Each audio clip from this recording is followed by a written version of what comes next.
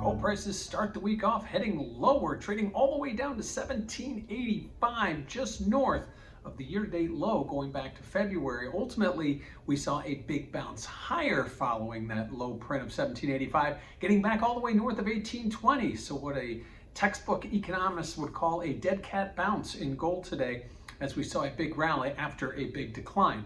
A lot of this came on the dollar weakness. Treasury yields were lower. Bitcoin didn't find much favor, but ultimately a big bounce off the very close to year-to-date lows in gold today. Now, what does this all mean for volatility?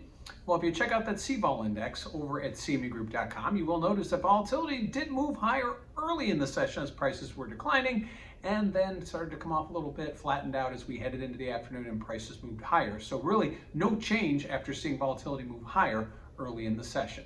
Lastly, let's talk about the positioning. What are speculators doing? Well, as of last week, they were continuing to exit their longs. They've been exiting longs for quite some time now. They're back to levels that they were long last back in February. So ultimately, after seeing that big buildup of long positionings prior to the first Fed tightening back in March, we've now seen speculators exiting pretty consistently over the last several months. It'll be interesting to see how that affects moving forward as we continue to see the Fed looking to raise rates, not only in June, but in July and further out as we get into 2022. So gold prices look like they open up moving lower early in the session, only to bounce higher, getting from 1785 all the way back up to 1825 ahead of tomorrow's Fed Chair Powell testimony and retail sales.